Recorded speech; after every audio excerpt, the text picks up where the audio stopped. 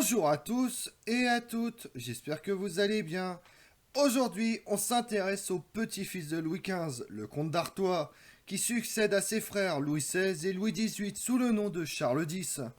Il ambitionne de restaurer un pouvoir monarchique fort et de régner en souverain absolu. Héritier de l'ancien régime, son mépris pour les idées nouvelles et sa méconnaissance de l'évolution conduira à sa chute. Vous voulez en savoir plus sur Charles X, le dernier roi absolu? Venez avec moi. La partie la plus importante de la cérémonie de couronnement français n'était pas le couronnement en lui-même, mais le sacre, c'est-à-dire l'onction d'une huile sainte sur le corps du roi. Cela fut lié au premier roi des Francs, Clovis, baptisé en 496 par l'archevêque Saint-Rémy à Reims. L'huile miraculeuse passait pour avoir oint Clovis et avoir été amenée par une colombe descendue du ciel. À partir de 1027, elle loint tous les rois francs, puis de France à leur sacre, légitimant ainsi leur pouvoir de droit divin.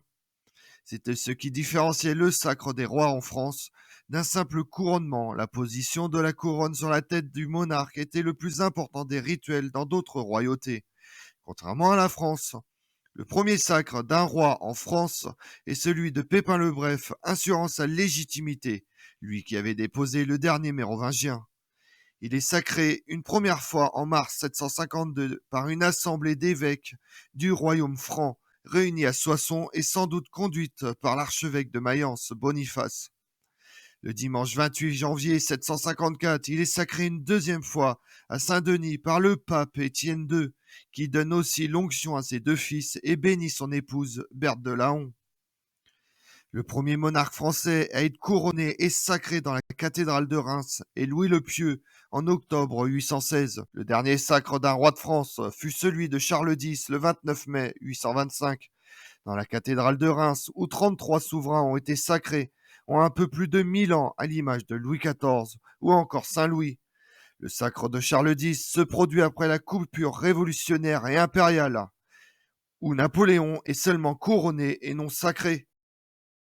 L'existence d'un sacre des rois wisigoths d'Espagne est attestée, parfois mise en relation avec l'importance de la pensée poétique d'Isidore de Séville, avec le canon 75 du Concile de Tolède IV de 633, qui trouve son importance avec la conversion au catholicisme du roi Recared. Le premier sacre attesté est celui du roi Wamba en 672, mentionné par Julien de Tolède. Les écrits d'Isidore de Séville et la conception sacrée biblique et chrétienne de l'Espagne visigothique ont pu être répandus en Gaule avec la vague de réfugiés chrétiens fuyant la péninsule ibérique. Le sacre visigothique, dans un contexte où l'hérédité ne dictait plus la succession royale, il visait à établir fermement la légitimité et l'inviolabilité de la royauté par l'onction. Quand le roi Pépin le Bref décide avec le soutien de l'Église d'accéder à la royauté, il recourt à l'héritage biblique pour sacraliser la fonction royale. La Bible évoque maintes fois l'inviolabilité de celui qui reçoit l'onction. De fait, Pépin le Bref à Charles IX, la protection contre le régicide a été efficace. Alors que les rois mérovingiens, sur une période beaucoup plus brève, furent assassinés à 3 reprises. Comme le roi David, Pépin le Bref n'était pas appelé à régner par sa naissance, et comme lui, il reçut avec le sacre une promesse de pérennité. En novembre 751, à Soissons, après son élection, les évêques des Gaules le sacrent au nom de la Sainte Église catholique, en lui donnant la Sainte Onction, marquant sur son front avec de l'huile sainte le Saint Carême pour lui transmettre l'Esprit Saint, comme cela se faisait déjà lors d'une cérémonie chez les rois wisigoths de Tolède, ou comme l'onction des rois d'Israël dans la Bible. Par cette onction, peut-être administrée par l'archevêque Boniface de Mayence, les rois francs furent investis par Dieu d'une mission de protection de l'Église. La pratique fut maintenue par ses successeurs jusqu'à Charles X. Sous les Capétiens, les rois ont tous été sacrés à Reims, à l'exception de Hugues Capet, Robert II, Louis VI, Henri IV et Louis XVIII.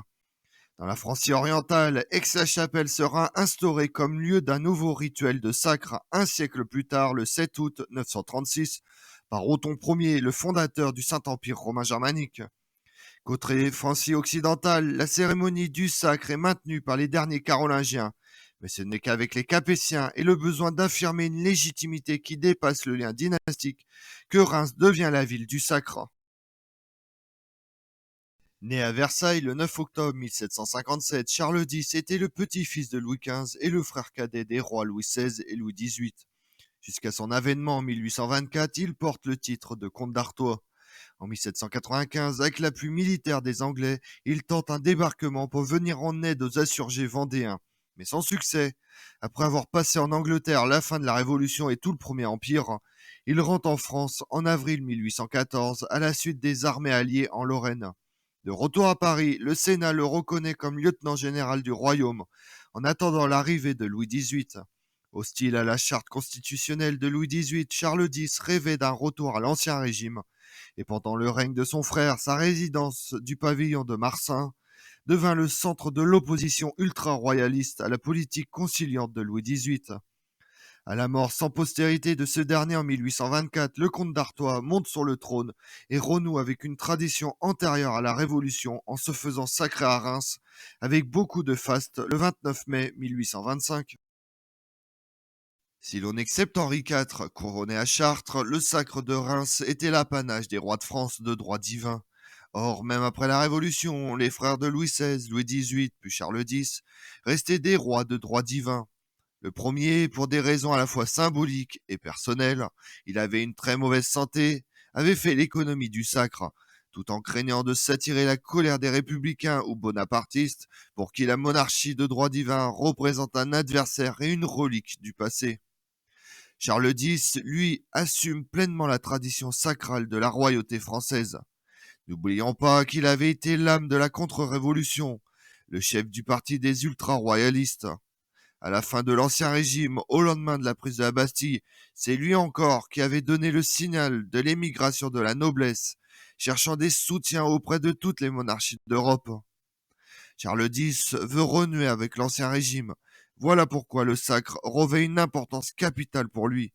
La cérémonie est fastueuse, avec un carrosse éblouissant et des arcs de triomphe dressés pour l'occasion. Louis XVIII aurait voulu être sacré, mais sa corpulence ne le permettait pas. Il l'aurait souhaité car il attachait une grande importance au rituel de la royauté qui devait aller de pair avec son inscription dans la France moderne. Au contraire de son frère, Charles X respire la santé. À 67 ans, il a les allures d'un fringant jeune homme. Il est à l'opposé de Louis XVIII. Il rejette en bloc la société issue de la Révolution. Le sacre de Charles X est donc lourd de sens. Il a lieu à Reims le 29 mai 1825. Tous les éléments du rituel y sont. On y vient de partout pour assister à l'événement. Charles X veut une cérémonie digne de ses ancêtres. Dès novembre 1824, les préparatifs ont commencé. Des bâtiments sont charmants restaurés, spécialement pour l'occasion. La cathédrale de Reims et le palais archiépiscopal sont luxement décorés. Une messe est commandée à Cherubini, un opéra à Rossini, le voyage de Reims. Charles Percier, l'un des concepteurs du style empire, dessine la berline qui transportera le descendant de Saint-Louis. Les bâtiments ont été restaurés et des sommes considérables ont été investies en décors. Charles X s'offre même le luxe de commander des opéras. Et puis n'oublions pas son carrosse, une voiture majestueuse. Le carrosse, orné de sculptures de bronze, est entièrement couvert de feuilles d'or. Il est si lourd qu'il faut 8 chevaux pour le tirer, 4 places en vis-à-vis dans un écrin de velours de soie cramoisie, de parsementerie et torsades de fil d'or. Il est visible aujourd'hui dans les écuries du château de Versailles. Le 27 mai 1825, le cortège royal part de Compiègne, car la route qui mène de cette ville à Reims fait elle-même partie du rituel.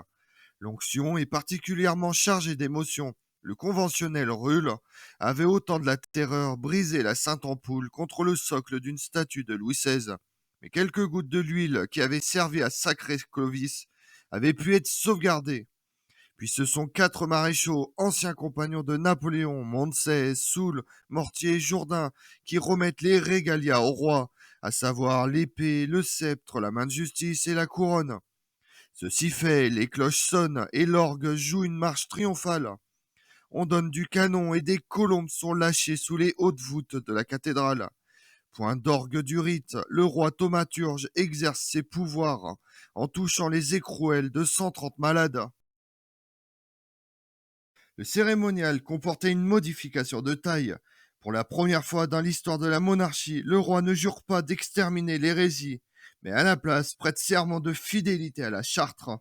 De celle-ci, Charles X avait dit en 1814 « On l'a voulu, il faut bien l'essayer, mais si au bout d'une année ou deux on voit que cela ne marche pas rondement, on reviendra à l'ordre naturel des choses. » C'est dire qu'il lui en a coûté de jurer fidélité à cette charte.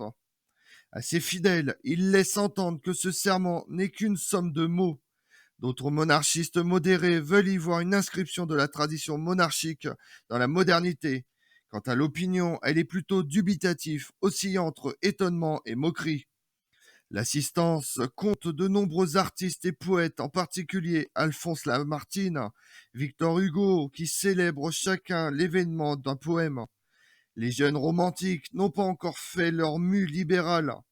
Pour l'heure, les Roland du Moyen-Âge qui accompagnent le sacre et l'affirmation de l'alliance du trône avec l'autel les enchantent. Mais bientôt, Béranger allait donner une pièce d'un autre ton, intitulée Le sacre de Charles le Simple. Il lui en coûtera 9 mois de prison. Et pendant ce temps-là, dans le monde, le 9 février au 4 mars 1825, c'est le début de la présidence de coalition de John Quincy Adams aux États-Unis. Elle prendra fin en 1829. L'élection de ce dernier, artisan de la doctrine Monroe, provoque la fureur des partisans d'Andrew Jackson qui se regroupent pour former le Parti démocrate, opposé aux républicains nationaux. Le 28 et 31 mai, le roi de France Charles X envoie une ambassade au sultan du Maroc, qui obtient pour la France le traitement de la nation la plus favorisée. Le 6 août 1825, le congrès Chuquihuizca proclame l'indépendance du Haut-Pérou, qui prend le nom de Bolivie. El Libertador, le général vénézuélien Simon Bolivar, devient le premier président de la République de Bolivie. Le 29 août, le roi de Portugal, João VI, reconnaît l'indépendance du Brésil au traité de Rio de Janeiro. Le 1er décembre 1825, suite à la disparition d'Alexandre Ier le 13 septembre, sans aucune trace ni certitude de sa mort, on voit l'avènement du prochain tsar de Russie, Nicolas Ier. Son règne prendra fin en 1855. Comme on l'a vu, Charles X est attaché aux conceptions et valeurs de l'Ancien Régime. Chef de file des ultra-royalistes sous Louis XVIII, il tente d'incarner la continuité de l'État et de la monarchie, après la période révolutionnaire, sans pour autant céder à la réaction. À son avènement, sa priorité est de conserver la charte constitutionnelle octroyée par son frère 10 ans plus tôt.